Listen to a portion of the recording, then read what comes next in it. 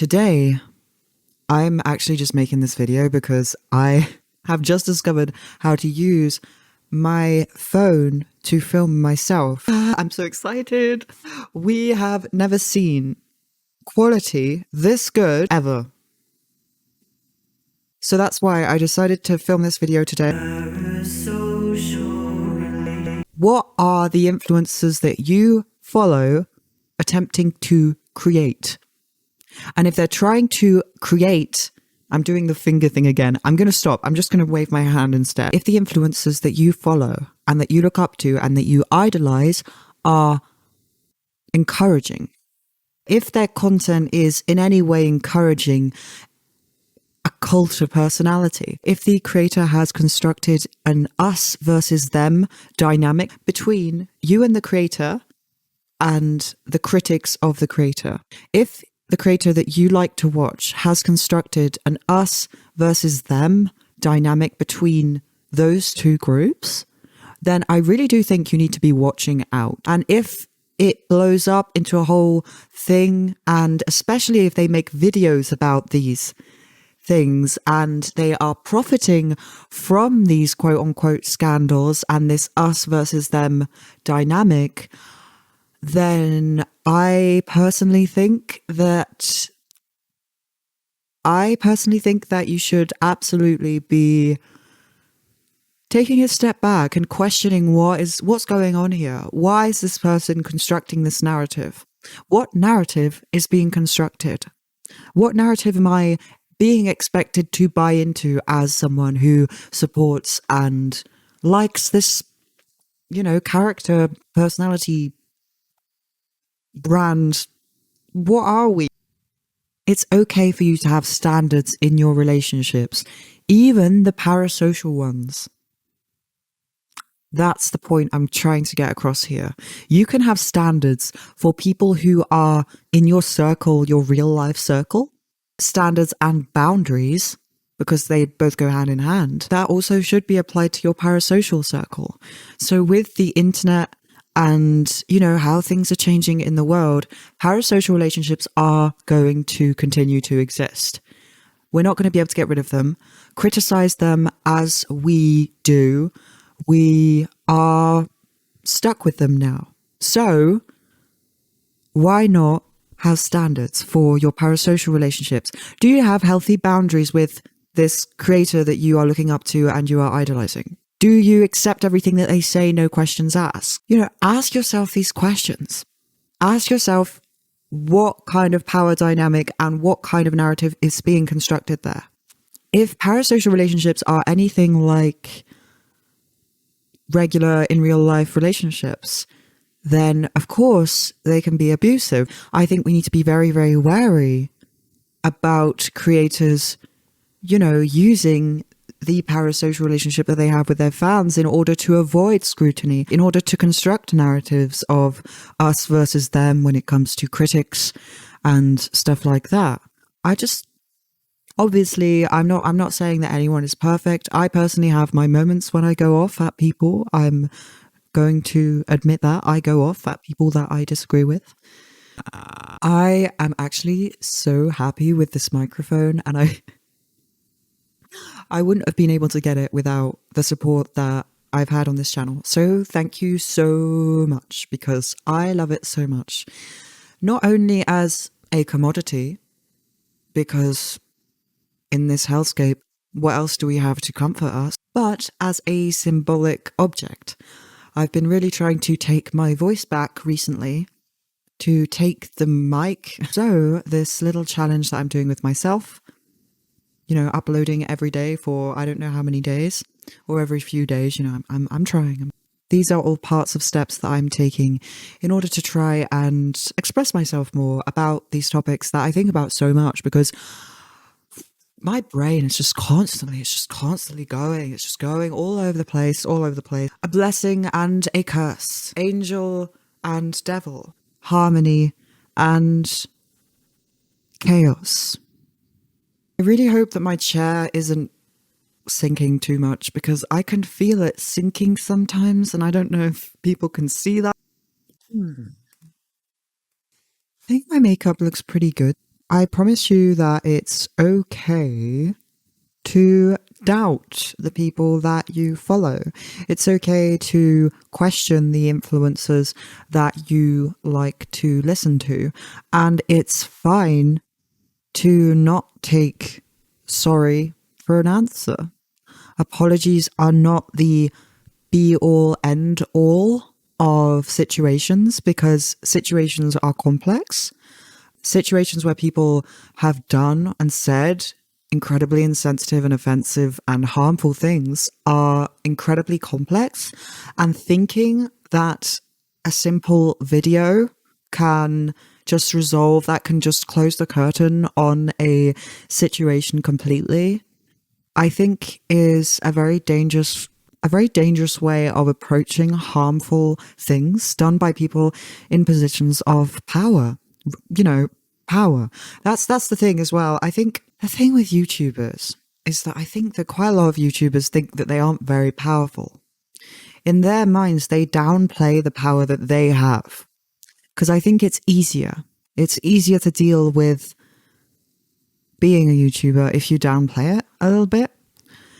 But the thing is that if you have over 800,000, 900,000 subscribers, maybe even less, sometimes a lot less, you can still have a considerable amount of power over a community of people, especially if that community of people is marginalized in any way, especially when it comes to progressive content, right? So I think we need to be thinking about these power dynamics in a way that's a lot more complicated and nuanced than just cancel culture is so bad and toxic. Because I don't really think that's good enough. That's not good enough. That's not good enough at all.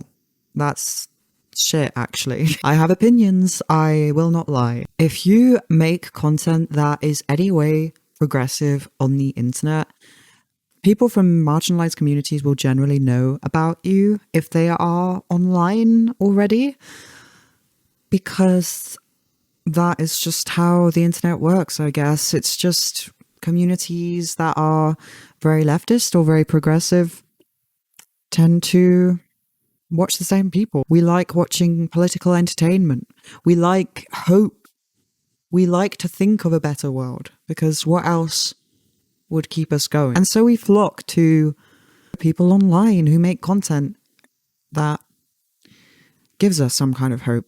But I do think we need to stay aware of this kind of dynamic, especially with those people, because, you know, if a progressive influencer, maybe even that is a part of one of these marginalized communities who makes progressive content, and maybe they have been cancelled and they make a video talking about that, maybe we need to be analyzing these power dynamics in a more nuanced way than just taking their version of the story at face value, especially in, you know, situations where progressive people are aware of these influences. It's okay to criticize things that you enjoy, and I think we need to bring that back. I know that Anita Sarkeesian was cringe in 2016 or whatever. Maybe she still is a little bit, but whatever. I think we need to criticize the things that we enjoy. Maybe not criticize constantly. Like, obviously, you can enjoy things. We don't have to be constantly going on.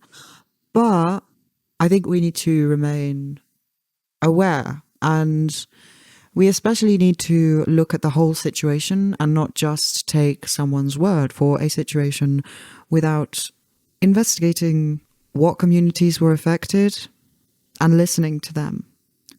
But also thinking of the larger social context in which these conversations about cancel culture happen, which is a cultural context that, let's just say that the status quo is definitely very, very happy that everyone is going on about how toxic cancel culture is.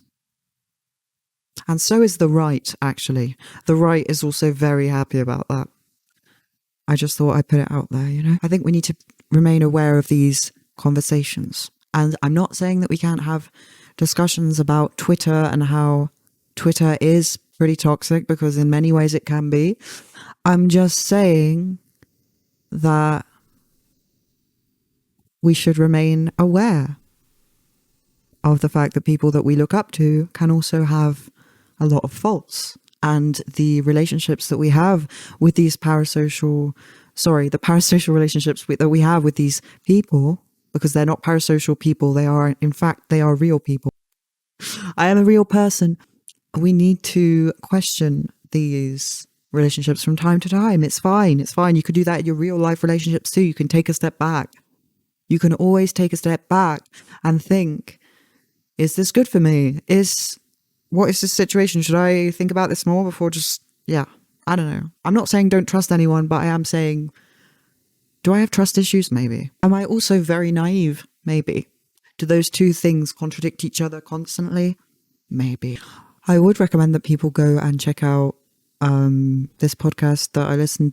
An episode of a podcast I listened to recently was Political Correctness by You're Wrong About. I would recommend that everyone go and listen to that podcast. Content warning, there are some very graphic things in there, but it's a very, very good episode because it goes into the moral panic of political correctness in the 90s, I think, which was a very Republican right-wing thing. You really do get a sense of how similar the conversation was to the conversation that we're having about cancel culture now in society. And it really puts it into perspective. And apparently they're going to do another video about that. Podcast. Oh God, YouTube brain. I'm so happy I found so many things just in the street. I found this in the street too. Obviously I wash things, but I found this in the street, as well as this chair. The chair's awful, but this top, I love how it hangs. Okay, I need to go and eat something now. Why is my dog's face just so funny? Look at your face. Look at those ears. What's going on? What's going on? It's a bin. Why is it that as audiences, we have such low standards? What I'm saying is that if you are parasocially involved with a creator, and when I say parasocially involved, I mean you have constructed a relationship with this person over the course of months, over the course of maybe years, then you are absolutely more likely to accept an apology that you would not have accepted if that person was not in this parasocial bond with you. Taking accountability video, even if it's a video that's mocking the whole taking accountability thing, stepping back and really trying to understand what is happening here. Why is this person making this video in the way that they have made it? And if you immediately side with them over the issue after watching the video that they have provided to you, question that as well. Am I trusting this person too fast? Is it because I am parasocially involved with this person? Would I accept this from someone that I didn't know? In a way, you do know your favorite creators. In a way you do. Not like they exist in real life, but the version of themselves that they present to you, you know that version.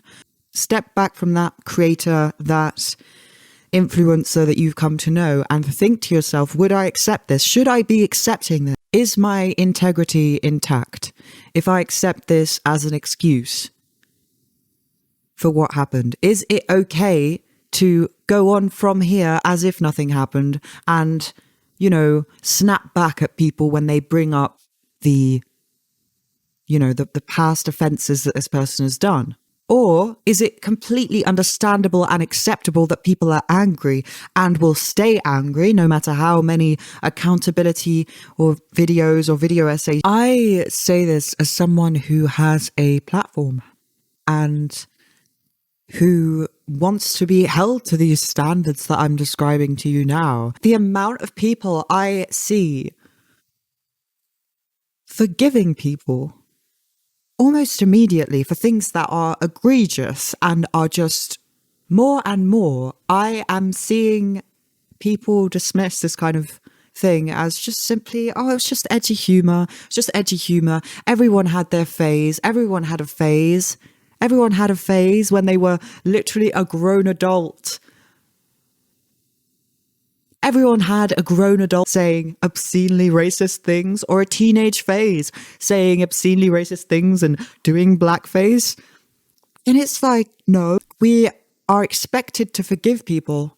And more than that, these people expect that they will be able to keep their platforms, and they expect that, you know, a video that doesn't even go over the things that the person was accused of, that doesn't even go into depth about what they have done, will be enough for them to just simply move on with the next stage of their life.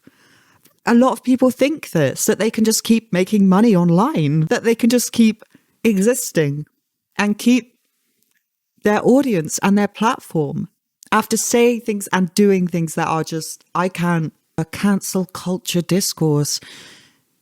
From what I've seen, it's mostly just helping out racists who don't want to be held accountable and who don't want to lose their platforms, or people who've said transphobic shit, who do not want to be held accountable for the things that they have said. I don't imagine that accountability looks like a video. Accountability doesn't look like a YouTube video. If you actually cared about the things that you have done, if you actually cared about changing and growing, where are those steps? Where are those steps? If I do something incredibly fucked up, if I ever did anything that egregious, I wouldn't want people to just accept a really shitty apology where I'm smirking, and I wouldn't want people to accept a 20-minute apology video and then pretend like nothing happened, you know? That would be really fucked up. Like, what are we creating here?